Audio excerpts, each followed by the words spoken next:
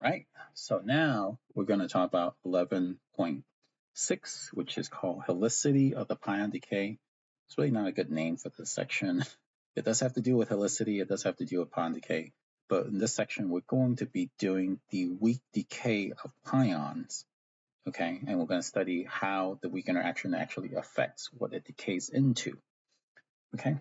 So if you look up in the PDG, a pion, a pi plus or a pi minus in this case, is just going to be a pi plus, right? It will have an up quark and an anti-down quark on it, where a pi minus has the opposite, where it'll be a U bar and a D. Okay. If you look it up in the PDG, you'll see that the J, which is the angular momentum, is 0. Okay. The parity of a pion is negative, and the mass of a pion is about 139.6 MeV.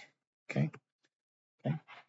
This is the lightest pion, so it cannot decay into other pions. It cannot decay into a proton either, because 139 MeV is less than the mass of the proton.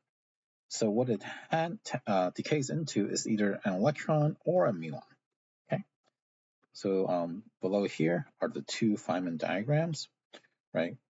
Where we have a pion, and basically it's the annihilation between the up bar and the down bar for the pi minus. I guess we're talking about pi minus here. Okay, this creates an W minus, and then this W minus decays into an electron and an anti-neutrino that's coming out. Okay, since there's an anti-neutrino coming out, the particle line is going in, right?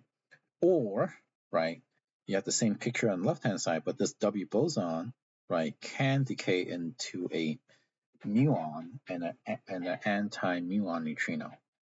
It cannot decay into the tau because the mass of a tau lepton is 1.7 GeV, right? Where the mass of the pion, right, is 139.6. So you will not conserve energy if you are actually going to decay into a tau. So that's not allowed, okay? So we cannot decay into a tau. We cannot decay into other mesons because this is actually the lightest meson we got. So let's think about this, right? So you would think that, well, since the electron is so much lighter compared to the muon, let me write so the mass of an electron is 0.511 MeV, mass of a muon, I'm trying to remember this, 105 point something, like 7 or something like that, MeV. Don't quote me on this last digit here. You would think that, well, just from like energy argument, right? You would think that there'll be a lot more phase space, meaning there's a lot more ways for the pion to decay into an electron. Okay? But what we actually see in real life is that the branching ratio, right, into muon is actually much bigger. We see the opposite of what we expect. Okay? And this is an effect from the weak interaction. Okay? And conservation of helicity. Okay, so if we look in the PDG once again, right, for the pion to decay into a muon plus a muon neutrino, okay, it's actually 99.9877%. So almost all the time it decays into a mu plus and this decay involves a muon. So it uses this diagram instead of the left one. There is a small fraction that decays into an electron, and in this section, we'll actually be able to derive what this number is just from knowing what would the weak interaction actually do. Okay, it is possible for it to decay into a muon and a neutrino plus an extra photon. That's because what's actually happening is that you have this what's known as final state radiation. You got the U bar, you got a D. This combines into a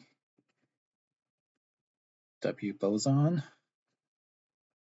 Kind of really like this picture here. where, we're kind of drawing this pion as this blob. Okay. What happened is that you have the neutrino, which doesn't interact with the photon, so we don't have lights coming out of it. But what can happen is that you have this muon here, and since the muon is charged, it can emit an extra photon here, right? This will be suppressed by this vertex factor here, right? But it is possible. And, I think if you calculate this, you're gonna find that this ratio is gonna be approximately, right, different by about 10,000, 10 to the minus 4, okay? But the ratio we're actually concerned with is why is the pion decaying mostly into muon and not into electrons, right? Because, well, at best, you would think it's 50-50, right? Because why would the muon care whether or not it's an electron or a muon? Sorry, why would the pion care whether or not it decays? The W, right, which is not even directly connected to it, right? It's the W that's decaying into the stuff, right? Why would the pion care what the W decays into, as long as you conserve energy at the end, right? And the answer is helicity, helicity, helicity. Okay.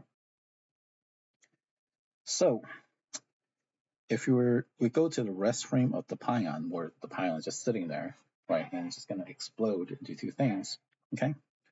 What happened is that the charged lepton, either the electron or the muon, okay, represented by this, squiggly L here, right? It's going to go off in this direction, and the helicity of this lepton is going to be right-handed in the high energy limit, right? If we're talking about a lot of energy coming out. The helicity of the antineutrino is going to be left-handed, okay? This is not allowed, right, in the weak interaction, okay? Should not be allowed, right? If helicity, right, if chirality, which is what we're actually dealing with, is equal to helicity, okay? And now you guys are seeing why we're allowed to decay into a muon, but not an electron, right? Remember that chirality turns into helicity only if the energy involved is much bigger than the mass of the particle we're dealing with, okay? Because, right, the muon has substantial mass, right? 106 MeV, right? It's actually pretty close to the pion mass, right, of 140, okay? This chirality is not the same as helicity, where for the electron, this chirality is almost this electron because the electron is going to come out at highly relativistic speed, okay? It is still not exactly the same, and that's why you still get this tiny fraction of decays that happens into electron, okay? And we're going to actually see this mathematically, okay? So how do we figure this out, okay? Well, now we have to deal with doing Feynman diagrams for pion decays, okay? And we're going to have a couple of special tricks that we're going to do in order to do this, okay? Right, so let's draw the Feynman diagram once again for the pion decay. So the pion, right, is just treated as kind of like a blob particle. And we'll talk about what this F pi is, okay? So you have the momentum of the pion, and we're going to work in the rest frame of the pion, right? Therefore, the form momentum of the pion is actually just the mass of the pion. Gamma is equal to 1, right, because the particle is at rest. It has no XYZ momentum because it is at rest. Okay, the charged lepton, let's just orient it so it comes out on the right. It actually doesn't matter, right? You could have flipped everything over. Comes out on the right. Okay, we're going to keep track, differentiate the energy and the momentum because eventually want to keep track of the mass of this lepton. Okay, the mass of the muon is substantial. The mass of the electron is very small, right? So we're going to call this P3. P3 is going to come out, right, along the z direction, and so it has some energy of the lepton, and then the momentum. And we don't need to differentiate the between the lepton and the neutrino because, right, the neutrino that's going to be coming on the left, right, that's P4. That 4 momentum, right, is, since the neutrino is almost massless, right, is on the order of like milli eV, right, tiny, tiny, tiny compared to anything here, right. That momentum can be written where the momentum and the energy is the same, okay. Okay, and we're going to orient it going in the minus z direction. That's why you have a negative p there. Okay, so therefore, right, p3 should be equal and opposite of p4 in the three vector form. So that's why you have a negative sign there. All right, so that's how we set up our system. Okay, the lepton stuff is what we just learned how to do. So if you follow backward along the particle track, so we start off at p3, right, we have the U adjoint of P3, okay? And then we reach this vertex factor, right? This vertex factor, let's just point things, right?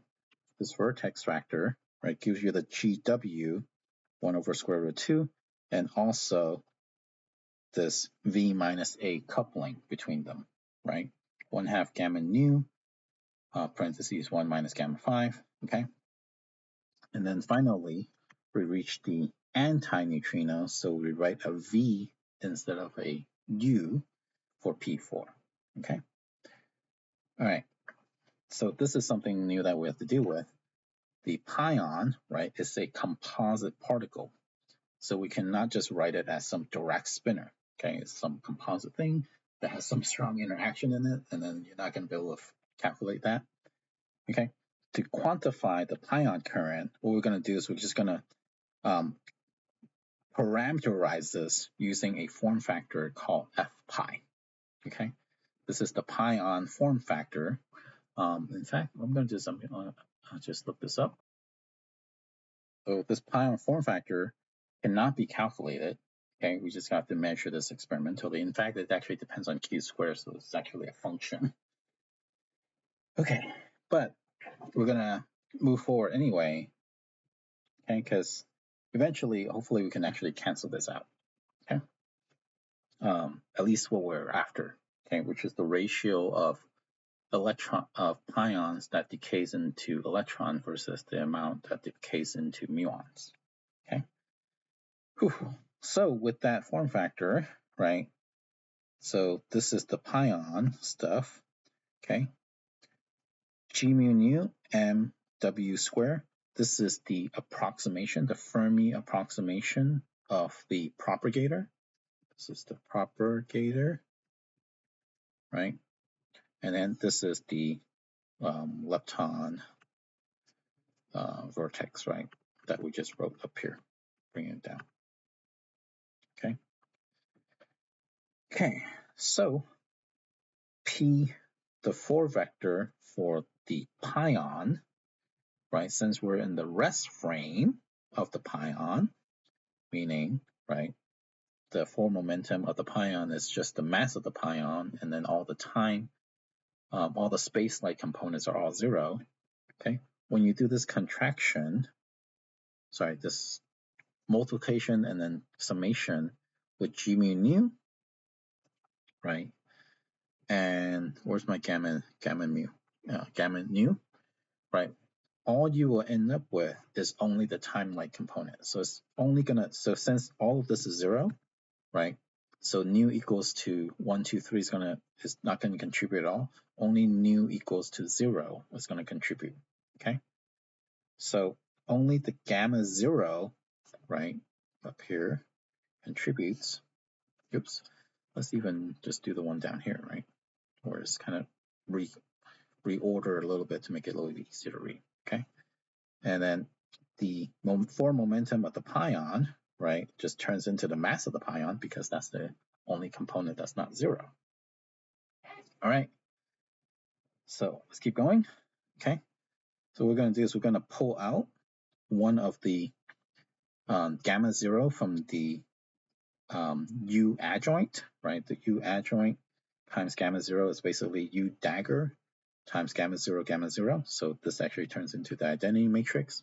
So basically, this just turns this U bar, right, into U dagger. Okay.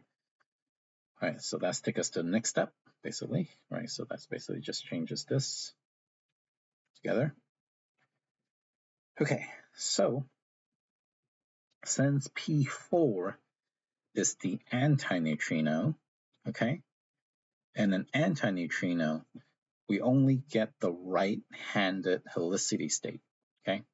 The reason we do this right away with the neutrino is because the neutrino is almost massless, right? So basically, chirality turns into helicity, okay? So in this case, right, this is the the right projection. Oops, this is still the left projection operator here, right? Right, when you operate this on this general anti-neutrino state, what's going to happen is that you're going to get just the right-handed helicity state. In this case, it's just going to be the neutrino up state. Okay, so that eliminates some of the possible helicity states that can come out of the interaction. Okay, and now, right, we rewrite this simplifies this whole thing, turns into just the right-handed spinner for the neutrino. For the muon or electron, the lepton, let's just call it I will call it the charged lepton, right? Just to be clear, it is the charged lepton, not the neutrino.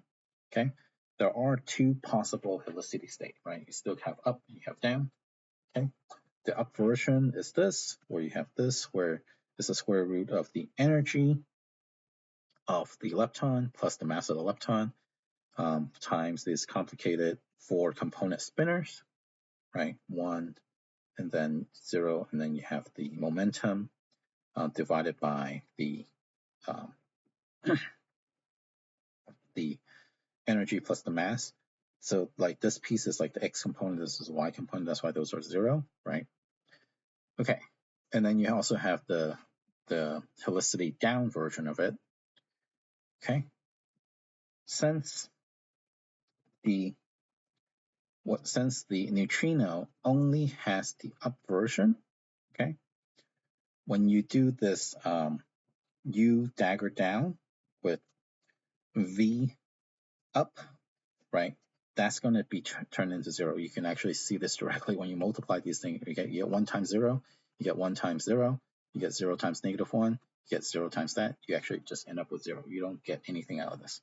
So the only ones that contribute is actually one particular spin combination, okay? U up and V up, okay? Okay. So the only ones that we get is the left-handed lepton. I should specify charged lepton, right? And the right-handed anti-neutrino combination. Okay. So you plug that in, plug these spinners into this equation up here, right? What you will get is that the matrix element just turns out to be, well, there's a bunch of constants up front, okay? And then you still have the square root of E times the energy of the lepton plus the mass of the lepton, and then you have 1 minus the momentum of the lepton divided by the electron plus the mass of the lepton. Okay. Whew. If we go back up a little bit, if we can take the mass of the neutrino to be 0, I think we should do this. I think we're going to do this as an exercise, actually. In this two-body decay, right? Let's go back up to the little drawing up here, right? You can actually quantify the energy and the momentum of the leptons and neutrino if you think that the mass of the neutrino is approximately 0, and if you know what the mass of the pion, the mass of the lepton is. Okay. and we're going to do this in the homework, so I'll write that. Okay, the energy of the lepton is actually going to be the sum of the mass square between the pion and the lepton, and then all divided by 2 pi. Okay, the momentum is the difference between them. Okay, and this is pretty neat because, right, when you plug this up here, oops, let's actually plug this up here. Okay, what happened is that, right, you have this factor that's going to have the square root part of it in there. Wait. Yeah. I think this actually turns into here, right? And then this momentum part is the difference. Okay. All right. We do a lot of plugging in, a bunch of algebra steps. Okay. And what we find is that the matrix element, okay, is going to be equal to, well, it's going to equal to some coupling constant squared, right, divided by 2 times the mass of W. Okay. And this number turns out to be G Fermi. Okay. Just to go back to that. Okay. And then this form factor for the pion, okay, we don't know what the number is. Okay. So we have to deal with that. Okay. But, right, it's proportional to the mass of the lepton, but then it's proportional to the mass of the pion square minus the mass of the lepton squared to the square root. Okay. Whew. Okay. Now what we do is we plug this into the quantum mechanics decay equation from Fermi's golden rule, right? And then if you plug that in there, this matrix element square in there, what you'll get is that it's going to be equal to the Fermi constant squared, okay, because you're going to plug in the square of this whole thing, okay, bunch of pi's, and then you have mass of the pion on the bottom. You have this form factor that's to be determined. We don't know what it is, okay, and then we also have the mass of the lepton times the mass of the difference in the mass between the pion and whichever lepton we decide to decay into squared. Okay, so this is the decay rate for one particular one. We still don't know what F pi is, okay, but what we can do is actually calculate the ratio between the decay into electron versus the decay into muon, right? Because those are common factor between the two, so they would actually cancel out. So the ratio between the two, if you want to calculate, when you calculate this, is that all of this stuff in front cancel out. The only part that matters is the mass of the electron, the mass of the muon, right? And then the mass of the pion, right? Right? If we have all three of these parameters, we can plug and we can actually calculate what this number is. And then you have to square the whole thing, of course, because we're dealing with rates instead of matrix elements. If you plug this in here, you get 1.26 times 10 to the negative 4. That's the ratio. That's the branching ratio. Sorry, this is the ratio of the decay rate between electron and muon. Okay, right? So I don't know if people remember what we saw previously, but if you compare this to what's in the PDG, you basically get the same answer, right? The slight difference is that this is actually not 100%, right? Okay, so there is a slight, so the number we calculate should be slightly different. So if you plug in 1.23 times 10 to the negative 4 divided by 99.9999877, you should get this number exactly. This is really neat, right? Okay. Calculationally, right, we got this answer. Great. Okay. Let's interpret what's actually physically going on. Okay. Okay. So since the muon has such a large mass compared to the pion, right? So you have a pion sitting there, minding its own business. It basically explodes into a muon, and then the other guy is just a neutrino. It's actually an antineutrino. Okay. the muon version of it. In this case, right, this pion is going to come out very, very slow. Well, kind of slow compared to what the other one's going to do, okay? Right? Because there isn't a lot of energy, right? There isn't a large mass difference between the pion. Remember the mass of the pion, right, was 139.7 or something like that, MeV. The mass of a muon was 106, right, MeV, right? This mass difference, right, is about 31, 32-ish, right, MeV. So this energy actually has to be split between the muon and the neutrino, right? And in the center mass frame, this is actually going to be equal to each other. Well, their momentum is going to be equal to each other.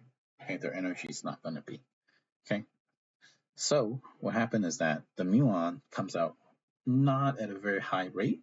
Okay, and in this case, right, we have that energy is actually much smaller than the mass of the muon that we're dealing with. In this case, right, chirality and helicities are not the same thing, right? Let's look at the other case, right, where you have an electron, oops, should mark that electron, and a muon, a electron neutrino coming out, right? Mass of the electron, 0.511 MeV. So basically the mass difference between the the pion and the electron is 139 MeV. So the electron is going to become zipping out almost at the speed of light. Okay.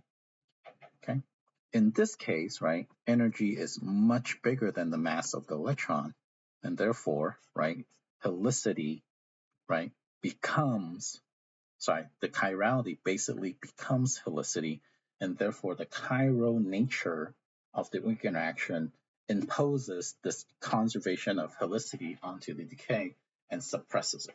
Okay, and therefore not allow it to happen. It does have a little bit of it, right? Because the electron is not massless, right? If the electron is massless, this number here will be actually 0. Okay, so that's a really, really fun exercise. Actually give us the ability to do some predictions that we actually see experimentally. So that's the weak interaction as an introduction. So hopefully we get to study a little bit more of this next chapter when we start dealing with neutrinos also.